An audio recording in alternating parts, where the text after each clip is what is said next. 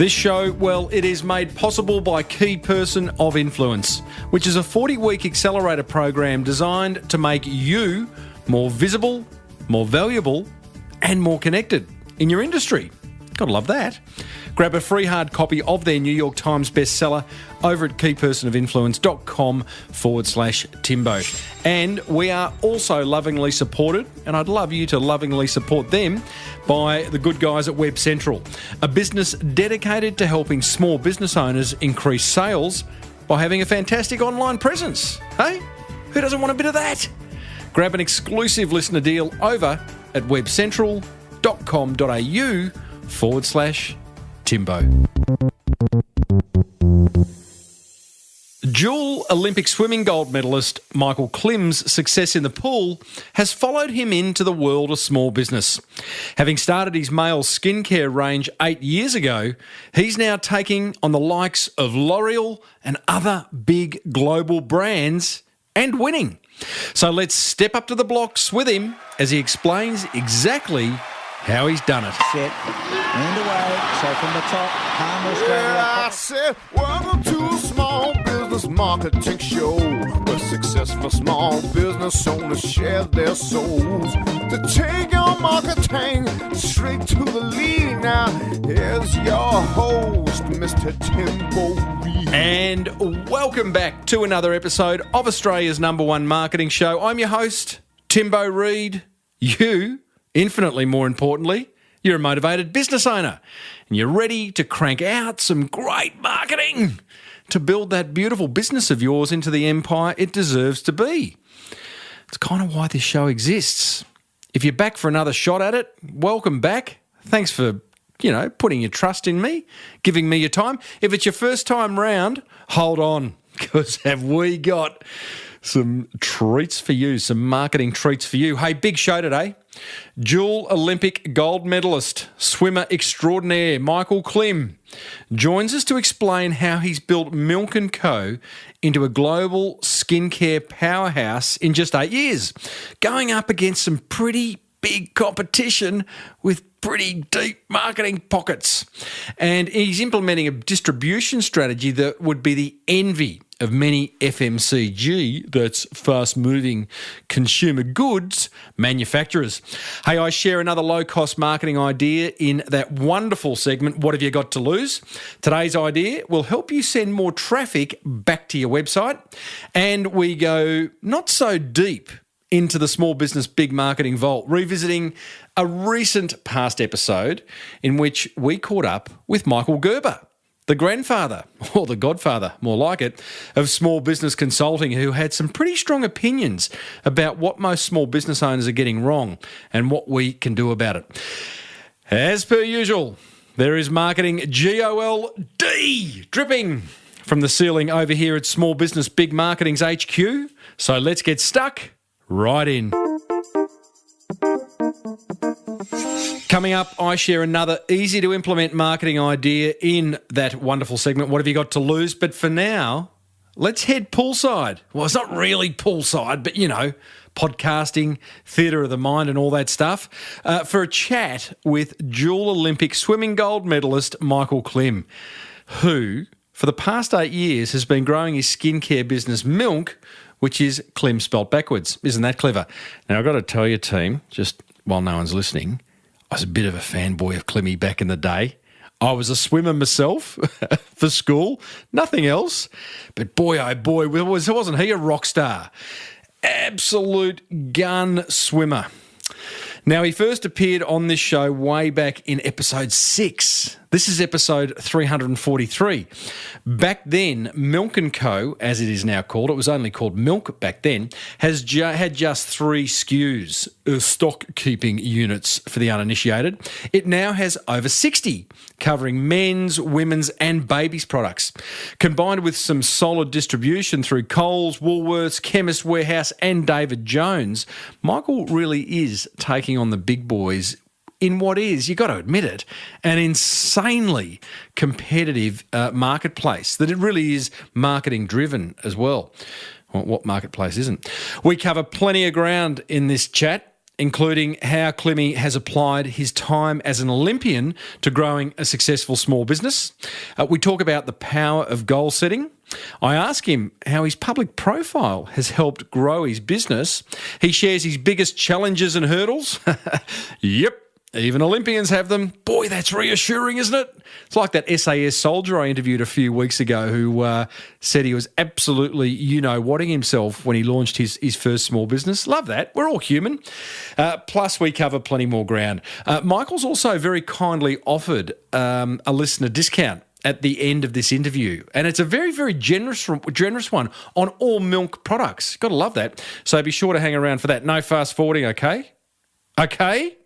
Promise? Good. Okay, I've got that straight. I started off by asking Klim to wrap some numbers around where the business is at right now.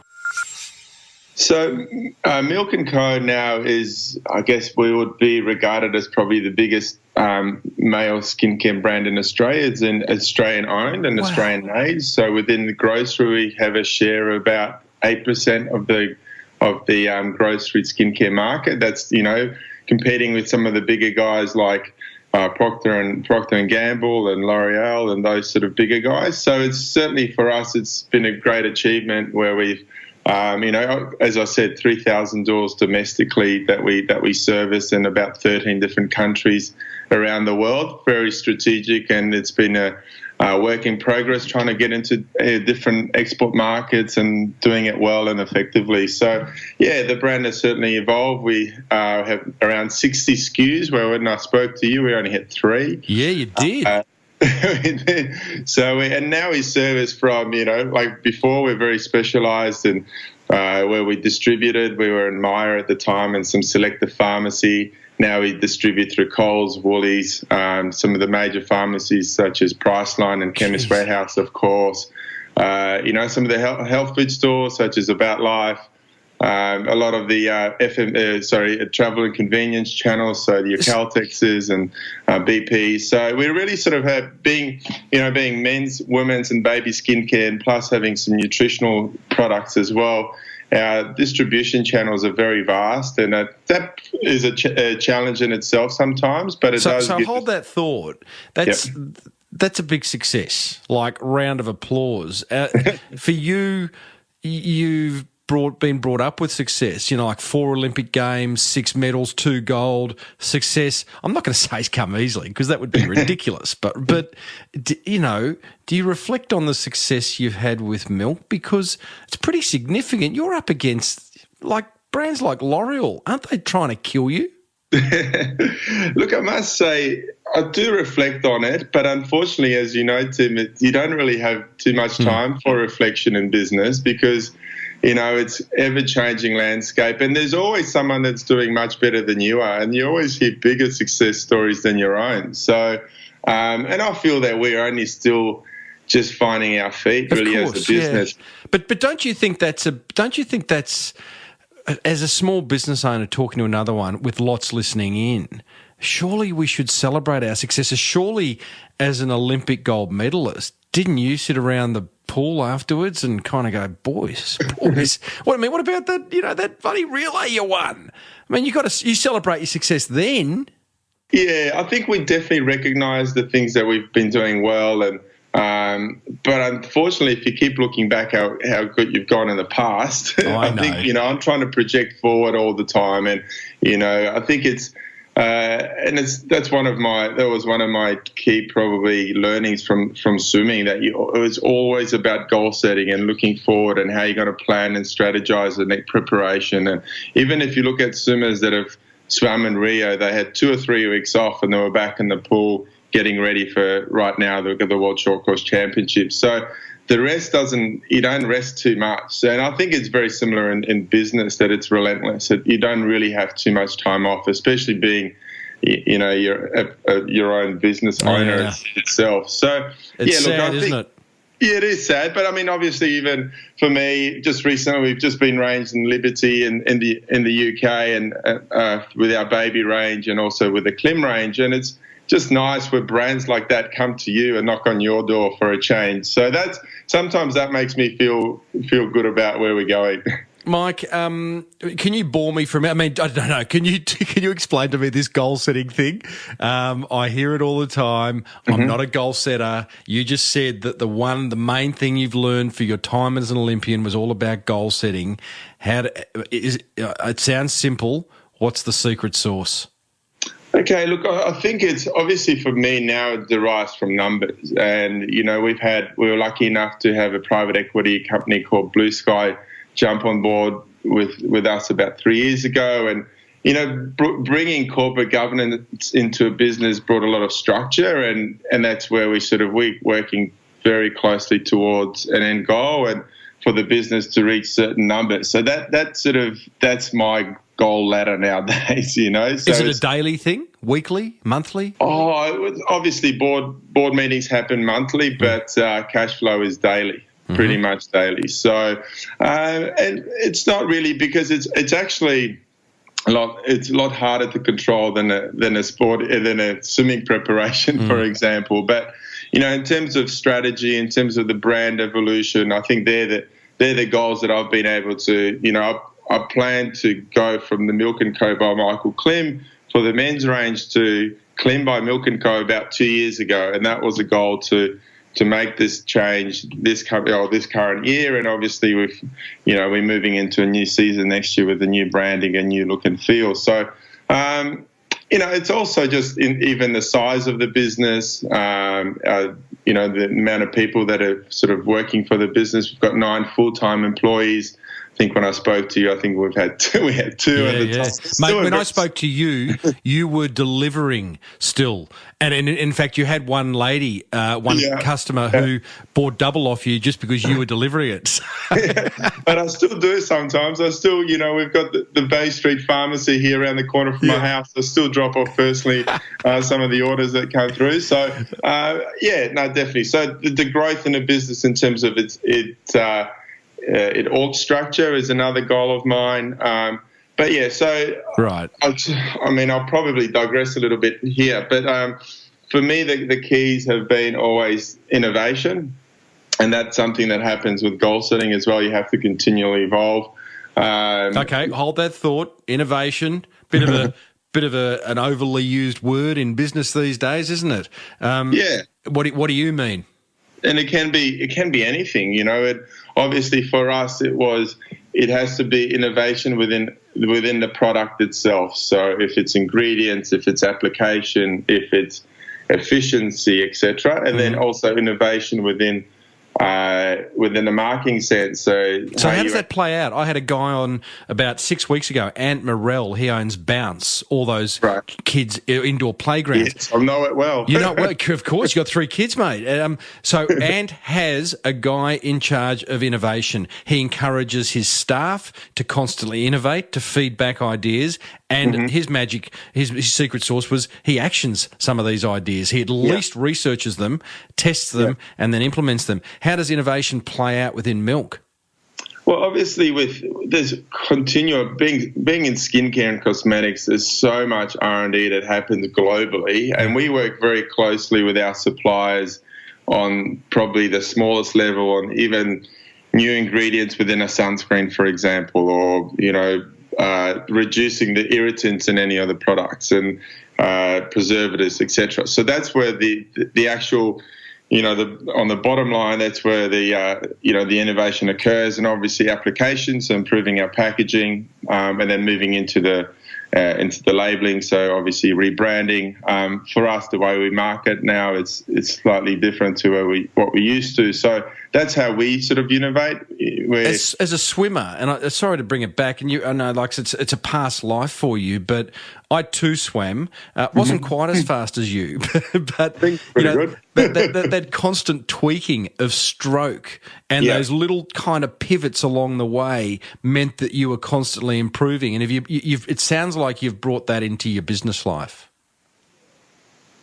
Yeah, and then that's another. It's another learning that I took from swimming, and that's one when I do my sort of corporate keynotes. I talk about knowledge, and it's knowledge that you have to have about yourself. And so when I say about myself now, it's about my business. When I was swimming, it was knowing about obviously the times they were doing my stroke rates, my stroke counts, my lactic acid, my heart rate, all these sort of things. My results were my measure.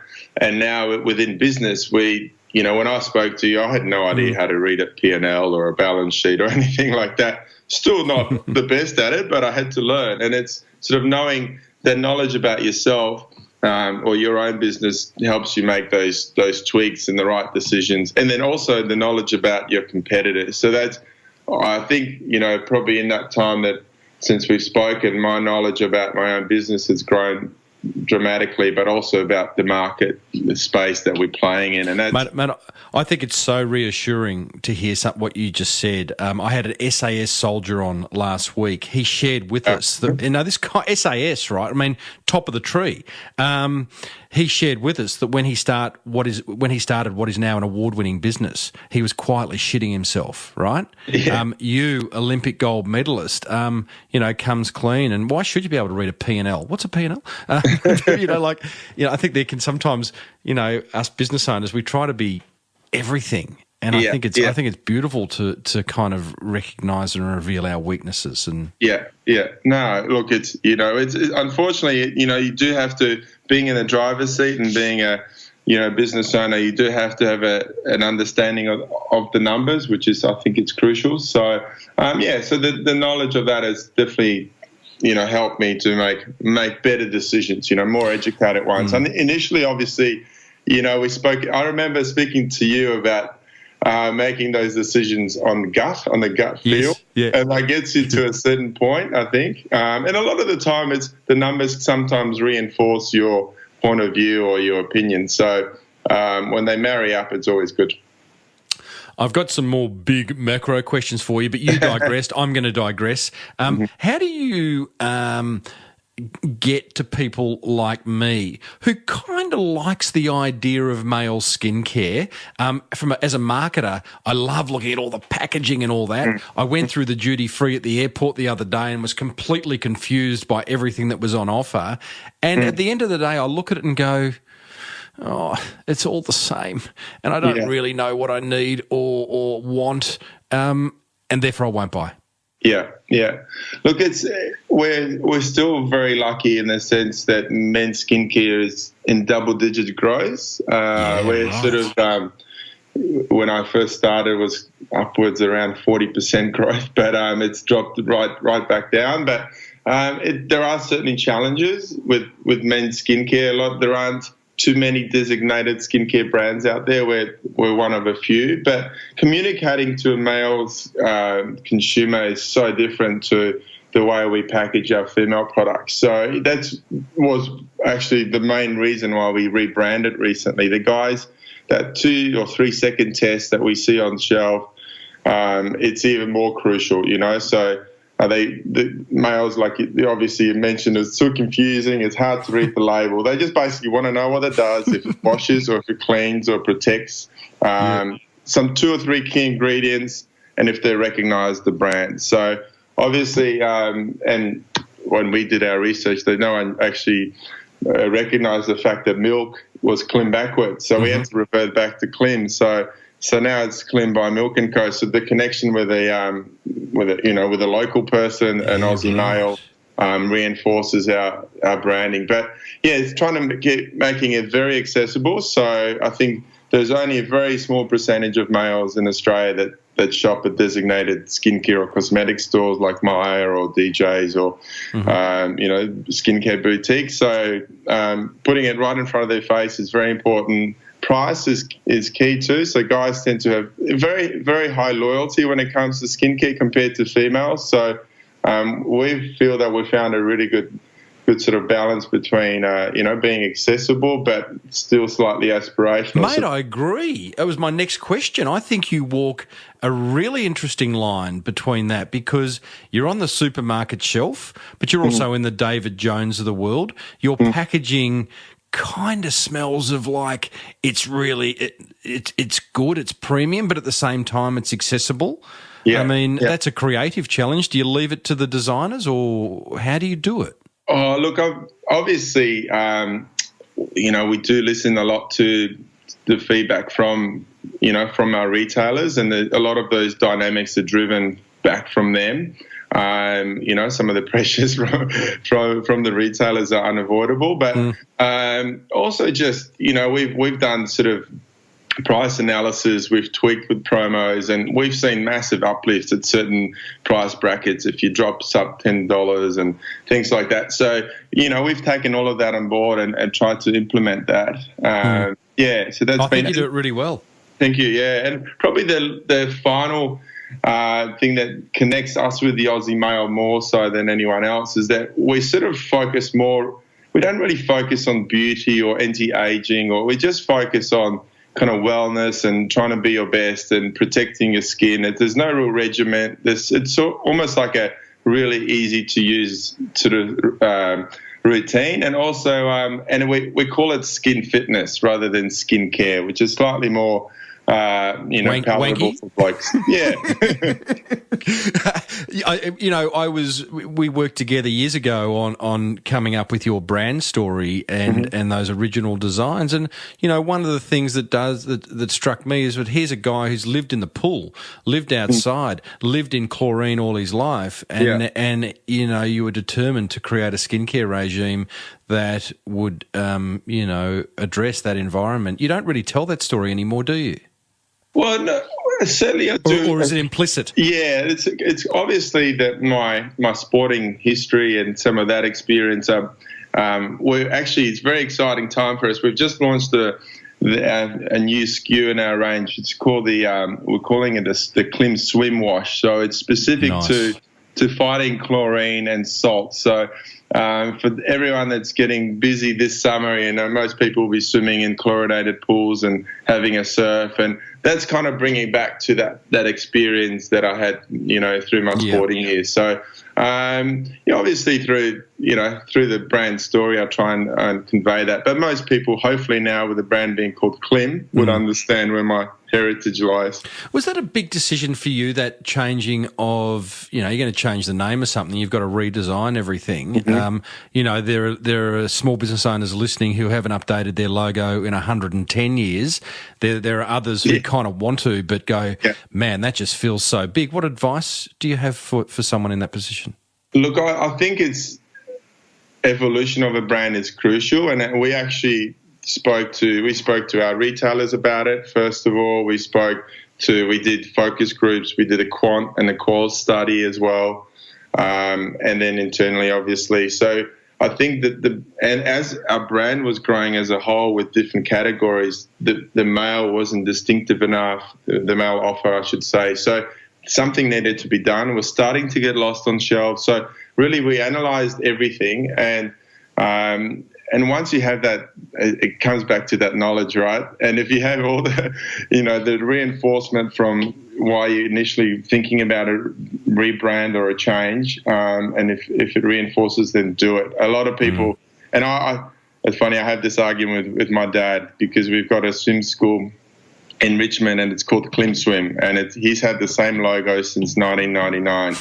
And I said, Dad, we can do a new logo, but he holds on to those sort of things. But it's certainly for us, once we knew there was a place for the brand to change, we sort of dived straight into it. Given your dad's a Polish Jewish immigrant too, so he probably doesn't want to spend the dough on a new logo and branding, exactly, right? No, he's very constant. He runs a very skinny business, I tell you.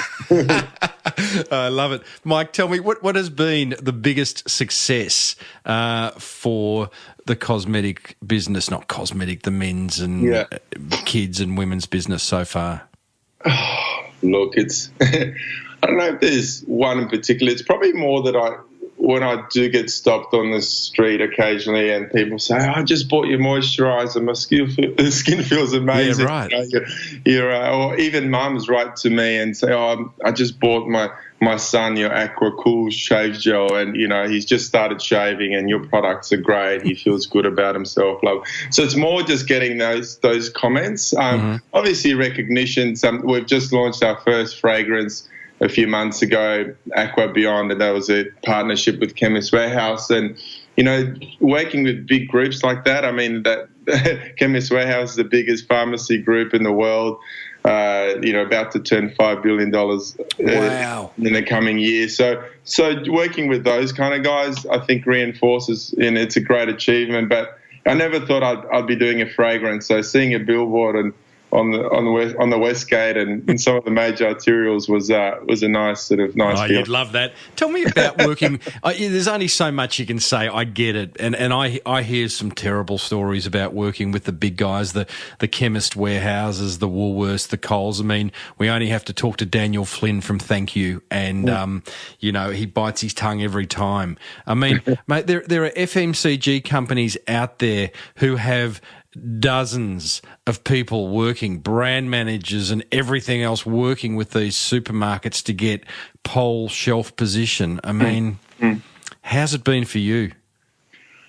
Look, I must say, my experience hasn't been that bad. Like I've always... You can't say anything else. I've always fronted up. I've always told the story, and I've always been, even through our tough times, there's been times where the sales have been great, and we've had, the listings of certain SKUs, and I think we've always shown willingness to try and make things better and to change and to listen to what they've got to say, and I think we've been on those shelves for 7 years, so I think we're doing something right. So I think it's, obviously, we have to understand that they've got a certain goal in mind where they've got to obviously produce an offer to the world and also make money at the same time. So they've got restraints within their own business, and they're fighting for space within their stores, etc. So understanding all that and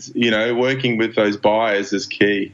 It's brutal out there. I mean, Daniel Flynn tells the story of when they launched Thank You Baby range and the Thank You Nappy range. Yeah. I mean, he was having his merchandisers report back to him that some of the other bigger nappy brands, won't say who, had actually gone and positioned their product on the floor in front of Daniel's product. Like it's war out there. That's dirty. That's a dirty tactic. Yeah.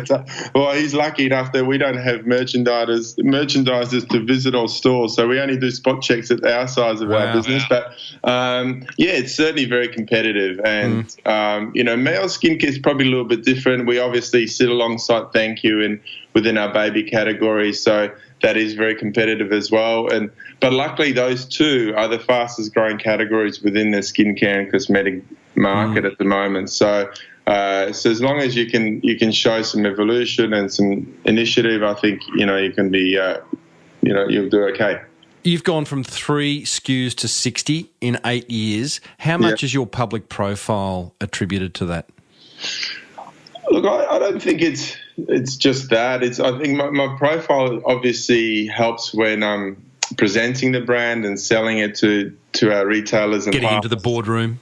Yeah, I think it's people want to know that the story is genuine, and the amount of comments I get and people say, "Oh, I didn't think that you were so hands-on with the business." And I said, "Well, I sold my house and invested. What you see is it's actually probably some crushed up bricks, but it actually means a lot to me. I've been there from inception and." Certainly hands-on. My role has changed a little bit, but certainly across everything, and still enjoy the selling part of it. And I think it does carry some volume, because it's sort of when you see the founder still being passionate about the product and trying to do good with the brand, I think it certainly makes a difference. Yeah, okay. You operate in an incredibly crowded marketplace. Who doesn't? When we last spoke, you had some interesting marketing tactics going. I want to know how you continue to stand out. When we last spoke, you were doing something with mothers groups through a crowd called, I think it was Vibe Village, which I thought was really clever. Yeah. You were getting into mothers groups all around Australia and having them sample your product. I think you're about to tap into swimmers. Maybe you've left it until this new product that you just mentioned earlier has come out. But how are you standing out? You're not running big TV campaigns or anything?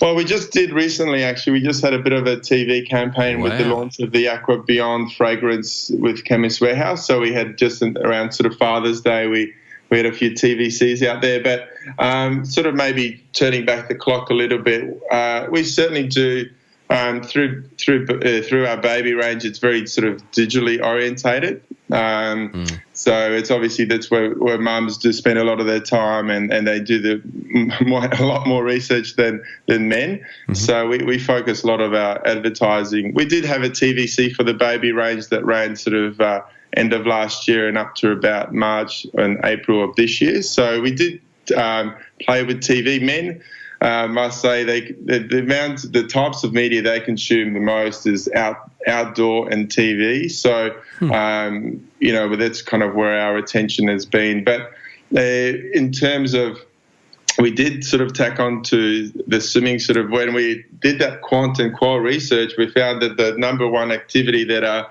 consumers actually do is swimming. So we would have been remiss of us if we didn't sort of invest our marketing money into that, that sort of sport. So we do sponsor the Australian Swimming Dolphins now, so the Australian swimming team. We also are the naming rights sponsor of the World Series Swims, which is a 6-event ocean water swimming series around Australia. So that's sort of, that helps us. It's very obviously wholesome Australian, some very iconic locations from Bondi to Noosa to Coolangatta, St Kilda. So we we look after the grassroots of the sport there, where we have some free events for the kids, and we promote elite swimmers, but more importantly, the weekend warriors. So we're really sort of encouraging a healthy outdoor lifestyle. So our connection. Let's just break those two things down, because you've mentioned TV advertising and sponsorship, two areas which potentially for the small business owner are bottomless pits.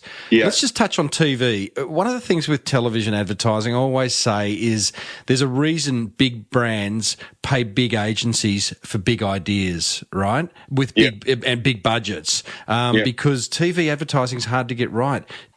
Was it successful for you?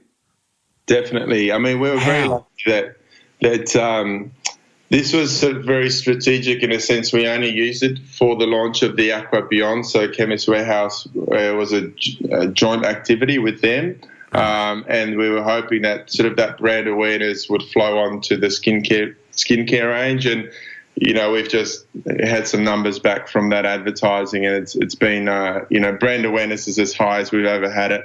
And we've certainly have uplifts in sales. We've regained store listings and numbers through other retailers because of that as well. So the ROI is very hard to measure initially. I think it's better measured in quarters and then even in the following season as well. So I must say, from our point of view, it's been money well spent. I haven't seen the ad, Klimmy, but I surely with the rig that you've got and that ball dome of yours, are you emerging from the ocean? Oh no, it's actually okay. I have to. This is obviously, I was going to say a secret, but it's obviously going to a very large audience. But we were obviously, being a small business, we did it on a very tight budget, and we literally had to edit our behind-the-scenes footage and add some extra content there to make it like a multi-million-dollar perfume production. And just recently we're compared to the Kenzo perfume ad on the Gruen transfer. So we obviously did something right, but our budget was close to $50,000 compared to $1 million by Kenzo. What kind of media spend did you put behind a $50,000 television commercial? So the TVC was close to about a bit over $200,000. Okay. Yeah, that's about right. 25% production budget. Yeah, and then there was, that actually included all the stills, etc. So obviously content for that. That was only just for the TVC. So we had some print as well, some digital panels around the place. So it was pretty. As I said, there's the most ability you had. Let's talk Dolphins sponsorship. Sponsorship in general, again, the thing that I see with sponsorship where small business owners get it wrong is that they go, here's the check to the local footy club or to the sporting team or to whatever it is, and then they sit back and they think their work is done. But really, that gives you an entry into that sporting club. You've then got to make it work. How do you make your sponsorship work, for example, with the Dolphins, like, on the ground?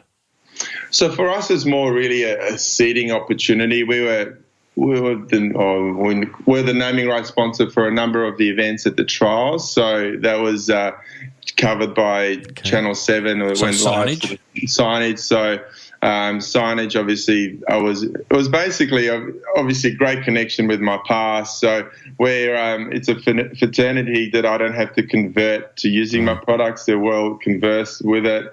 They've tried it already. So it's really just a reinforcement for us to show that we are supporting our swimmers in the move to the Olympics. But it was sort of so we look at grassroots, weekend warriors, and elite. And if you look at most brands, so your Nike, even Speedo, for example, they have the super suit, which only a small percentage of swimmers actually wear, and they sell them. But they make the biggest buck is from people that just do lap swimming, and also a tiny little bit from learn to swim. So we still have to be seen to be aspirational to have Australia's best swimmers using my products, but we're actually selling our products to the guys that are doing their 2K or 1,500 metres every 2 or 3 times a week. Yeah, right, okay. So signage and all that other stuff. I mean, you talked about seeding the members of that team. As a public figure yourself, we've talked about seeding on this show before. Do you get sent product from other businesses and sort of hoping that you'll take a photo of yourself with it on Instagram or something? Look, this whole influencer seeding landscape has just changed so much in the last years. And, you've got male bloggers, male influencers, and so specific in some areas that a lot of them they won't post anything unless they get paid really anymore. Yeah. So, obviously, I do receive gifts every now and again. Then, most of the time, obviously the generosity of the brands, happy to support them. So, but yeah, a lot of people just won't post anything unless they get paid. So, what's your view?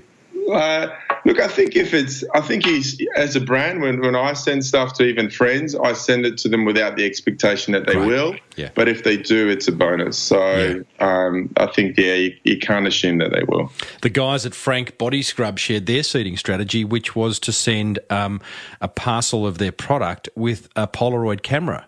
And get people to take photos of themselves and then post those shots everywhere. So horses for courses, but I agree with you. I think intention is everything.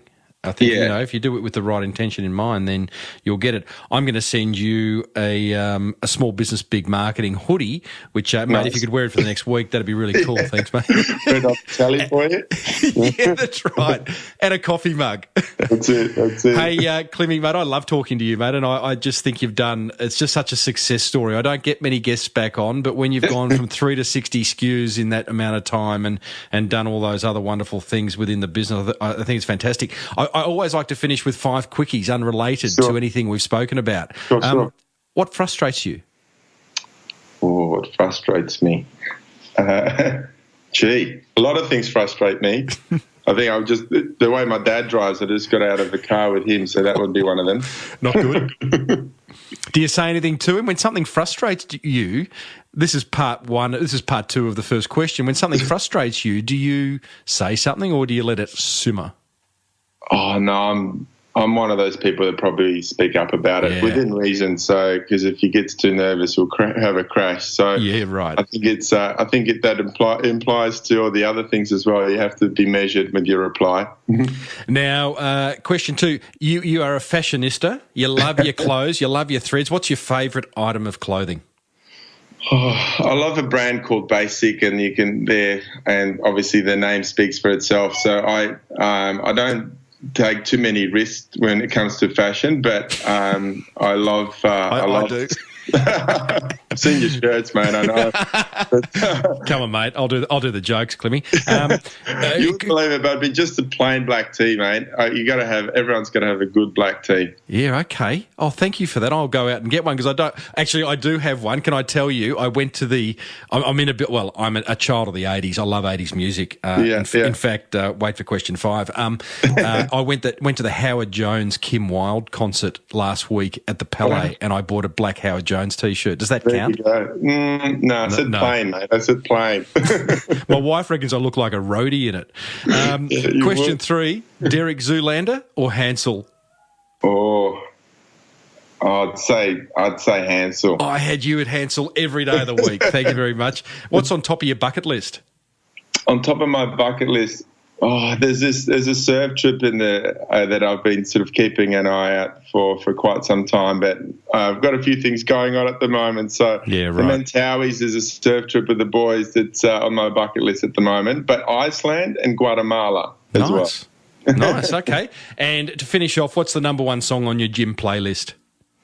Oh, right now, Dancing on Your Own, but the original by Robin, and at the moment I don't know who sings the cover, but that's on my playlist at the moment. What about when you were in the pool? What was your number one song? Oh, I used to listen to Prodigy, Pressure. Yeah, I'm the fire starter. Yeah, it's it. Right, that is one of the great tunes, isn't it? Yeah, underplayed, I reckon. Get me fired up.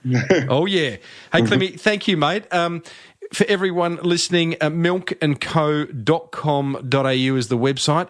Klimmy, I should have asked you before we started, but is there a little promo code that my listeners could kind of enter for something special, or you don't do those kind of things? No, we do. We've actually got at the moment, there's a Christmas promo, so everyone gets 25% off anyway. So for the next 12 days, jump on there. So what about after that? Because podcasts, they have a long tail.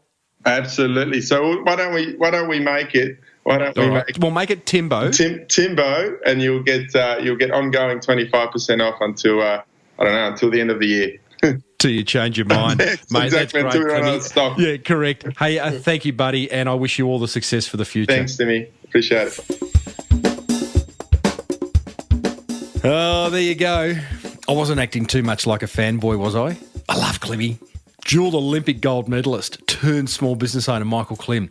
Hey, if you enjoyed that, then I encourage you to go back and do take a listen to episode 6.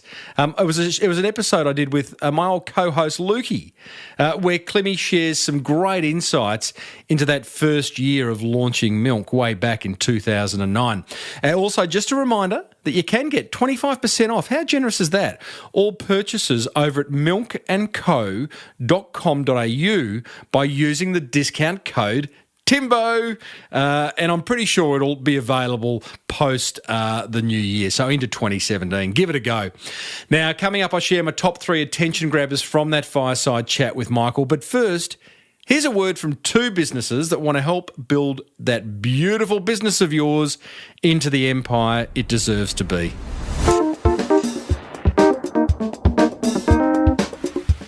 Support for this show comes from Web Central, who are pretty damn good at helping small business owners like Massimo, original Italian pizza maker. get more customers. Massimo, original Italian pizza maker. Owns Pizziera on the road and not only loves simple Italian pizza toppings, but he also loves how Web Central have been absolutely nailing his Facebook advertising. I asked Massimo what difference they've made to his business. Social media is unbelievable. So when I start to advertise my company through internet, at that time I was working with 1 wood fire oven only. Now I go 4 with the possibility to rent the 5th one. So probably I'm doing 3 times what I used to do till 3 years ago. Very happy. But his love for Web Central didn't stop there. But the result went very high, very high. It was surprising for me. Very, very surprising. Web Central, where love is in the air. Find out how they can get you more customers by managing your social media over at webcentral.com.au/Timbo. Support for this show comes from Key Person of Influence, a business accelerator program that reeks of success. I asked co-founder Glenn Carlson to share some breakthrough results. Every day, I'm seeing people posting evidence of the transformation from them being an operator to being a key person of influence. So, as a result of them publishing a book, they're getting invited to speak at global conferences that they've only ever dreamed of attending, let alone being a speaker at. or, an organisation decides to buy 3,000 of their new product, which they've just created, that they would never have been able to take 3,000 orders if they were just a single operator, or their pitch, getting them into, a deal that is 10 times bigger. And like, we see evidence of this every single day. And I look at this every single day to the point where it's become the water I'm swimming in. KPI, where the results speak for themselves. For a free hard copy of their Amazon bestseller, visit keypersonofinfluence.com/Timbo.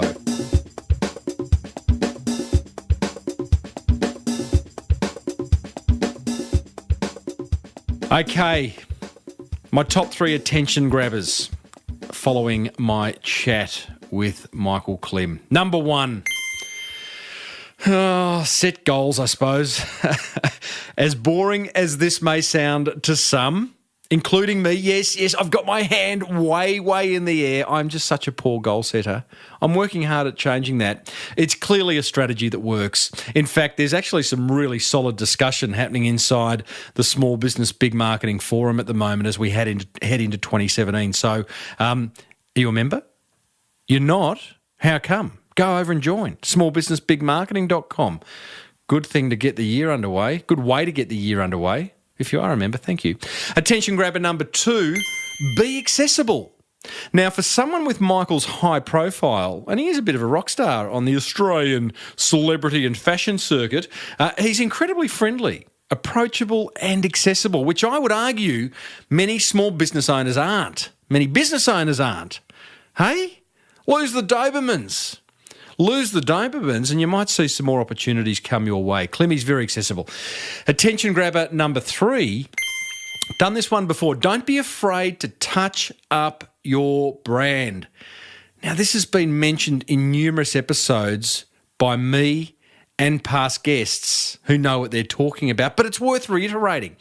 If you haven't made some improvements to your visual brand identity, like your touch points, logo, stationery, website, signage, all that stuff, since starting your business, then I would argue it's not a bad thing to consider. Think of it as a bit of a spring clean. Just don't wait until spring, right? I love how Klimmy's updated his whole branding over the course of the last 8 or 9 years, and it shows. It's a very contemporary looking brand. If you don't know how to do it, use webcentral.com.au/Timbo to get your website sorted out, the look of it and the feel of it, or designcrowd.com/Timbo and get all that marketing collateral sorted. There you go. That's what grabbed my attention. Love to know what grabbed yours. Head over to smallbusinessbigmarketing.com/343 and let me know. What have you got to lose?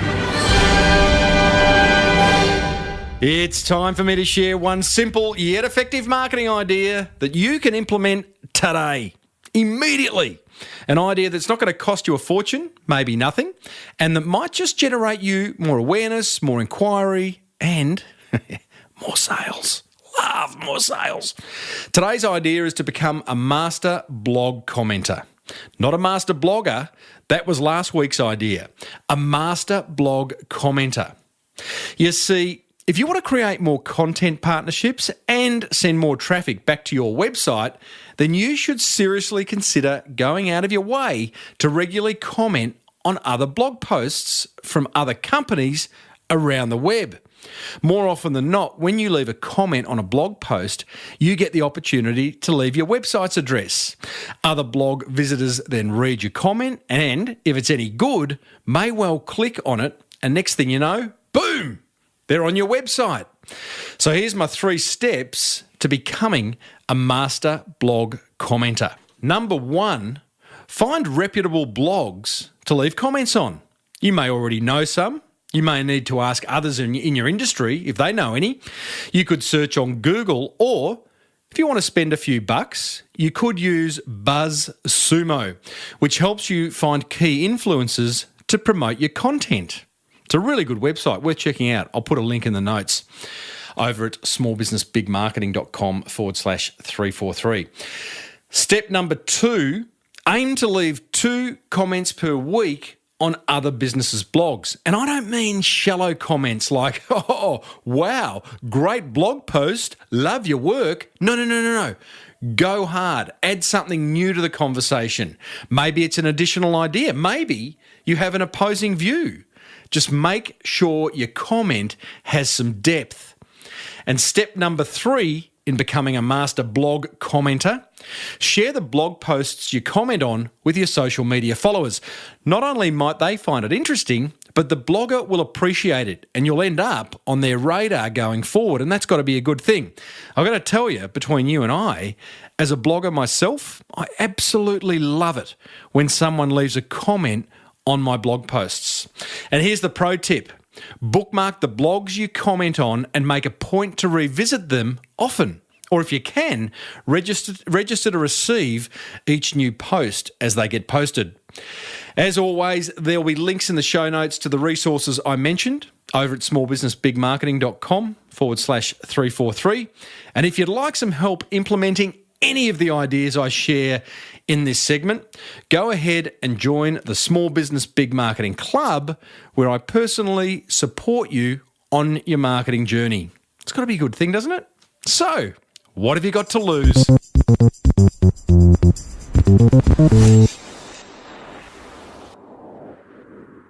That almost wraps up another episode of the Small Business Big Marketing Show. But plenty of marketing gold coming your way in the weeks ahead. Next week, we go behind the scenes of Mon Purse, an amazing bricks and mortar retail business that's taking the art of personalisation to an absolute another level.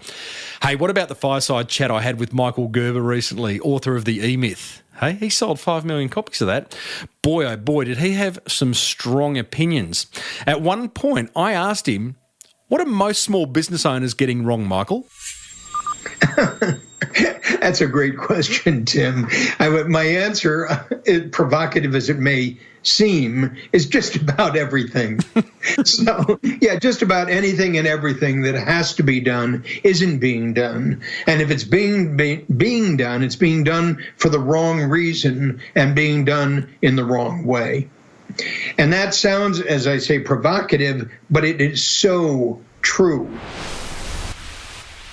Well, fortunately, Michael then went on to deliver his 8-point plan for helping small business owners achieve huge success, from going from a job, a company of one, as he calls it, to a company, a successful enterprise of 1,000. You can listen to my full interview with him, plus hundreds more, over at smallbusinessbigmarketing.com, or you can subscribe free on iTunes. If you haven't subscribed on iTunes just yet, go there now. I'll excuse you. Head over to iTunes, look for Small Business Big Marketing, hit subscribe, and then I will come to you free every week. Hey, I'd love to hear from you. Send me an email, tim@timreid, reid.com.au. Give me some feedback. Give me a bit of lovin'. No hate mail or anything like that. Constructive feedback's welcome, though. Or you can hit me up on Twitter @TimboReid. Hey, be sure to grab a free hard copy of what is a fantastic book, The Key Person of Influence book, over at keypersonofinfluence.com/Timbo. But only if you want to become more visible, valued and connected in your industry. And remember, you too could be like Massimo, original Italian pizza maker, and have huge success with your social media marketing. So why not hand that responsibility over to Web Central? Check out their exclusive listener social media package over at webcentral.com.au/Timbo. Hey, if you love the show, then go and pay it forward by letting another business owner or two know about it. But until next week, I'm Timbo Reid. Thanks for listening to the Small Business Big Marketing Show. May your marketing be the best marketing. Bye for now.